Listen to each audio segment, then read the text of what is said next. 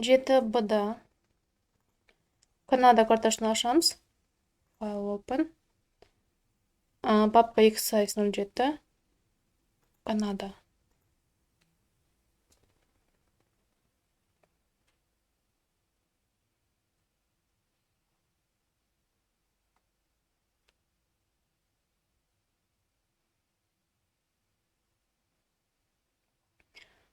Бұл жерде shape файлмен жұмыс жасаймыз. Яғни shape файл деген бұл слой деп айтуға болады. Тек қана классы бөлек болады. Canada Mountains shape файлын қосамыз. Қосқан кезде бізде мынандай предупреждение шығады. Яғни бұл жерде shape файл болған кейін бұда проекциясы жоқ деген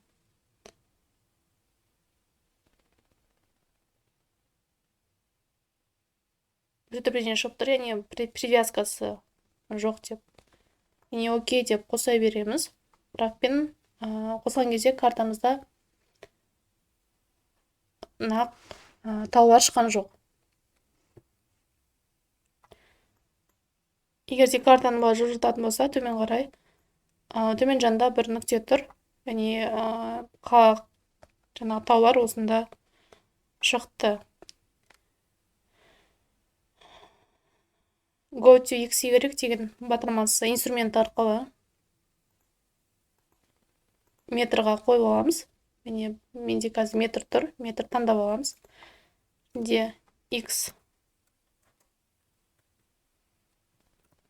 0, Y 0. Яғни начало координат XY координаталарына жаңа нүкте қосамыз. Add labeled point батырмасын басып, жаңа нүкте қосамыз. Және қосқаннан кейін zoom to деп, сол жаңағы қосқан нүктеге жақындатамыз.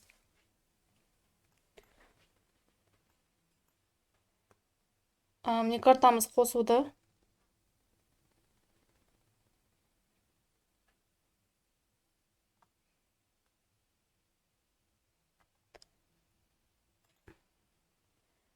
Егер де Canada Mountains'ті көріш үшін Canada Mountains'қа zoom to layer деп жақындатып көрейік.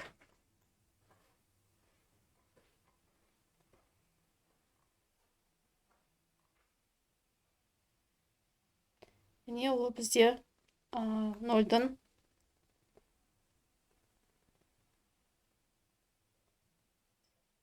солтүстік батысында жатыр.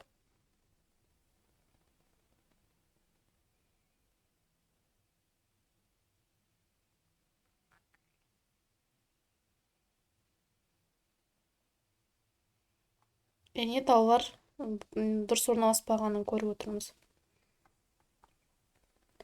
Енді қосқан нүктемізді алып тастаймыз. Ол үшін edit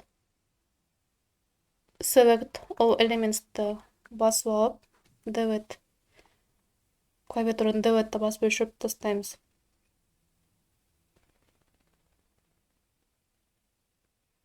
Енді таулар жалпы дұрыс орналаспаған. Негізінде бұл Канадада орналасу керек болатын.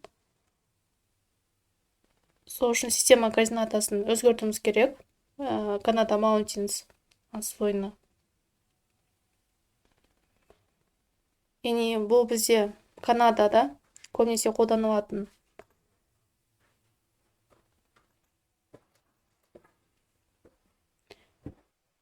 система координат. Бұл North America, яғни бұл Северная Америка орнына қолданылады, немесе VG84. VG84 жиі қолданылатын система координата болып естіледі. Координата жүйесі болып естіледі. Сол үшін біз Canada Mountains'қа система координаты береміз. Яғни ол ArcToolbox инструменттер арқылы жасалынады. ArcToolbox'ты ашып, бұл жерде Data Management Tools'ты ашамыз. Менде қазір ашып тұр. Data Management Tools. Осымен Projection and Transformation-ды ашамыз.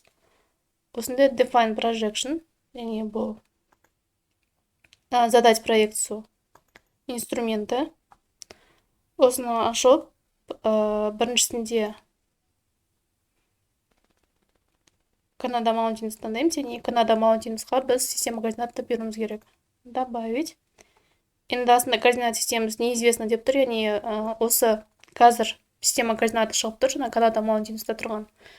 Бұл жерде неизвестная система координат, және белгісіз система координаты болып тұр. Енді осыны өзгертеміз, яғни мына жерге выбратьқа басып, система координат болған ең Geographic Coordinate Systems ашып, осының ішінден World'ты таңдаймыз, World емес. VGS емес, біз North America'ны таңдауымыз керек.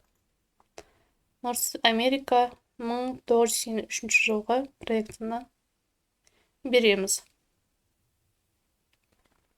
NAD 1983-ті таңдап алып, окей. Окей батырмасын басамыз. Пока бұл процесс жасап атқан кезде, Канада бізде серый шығып тұрды. Жасалып болғаннан кейін, астында мында информация шықты жасалынды деген.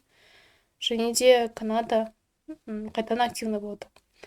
Енді картамызға қарайтын болсақ, тауларымыз дұрыс орналасты, яғни тауларымызды көріп отырмыз, Канаданың үстінде шықты.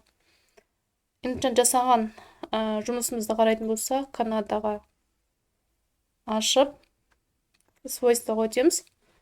Свойствосында міне система координаты берілген, яғни North America 1983. Жаңа біз жасаған нұсқасы болды. Окей, картамызды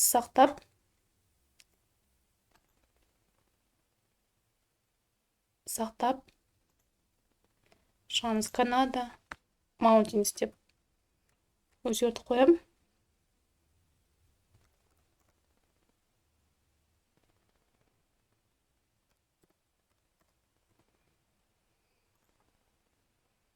Сохранить. Осымен болды.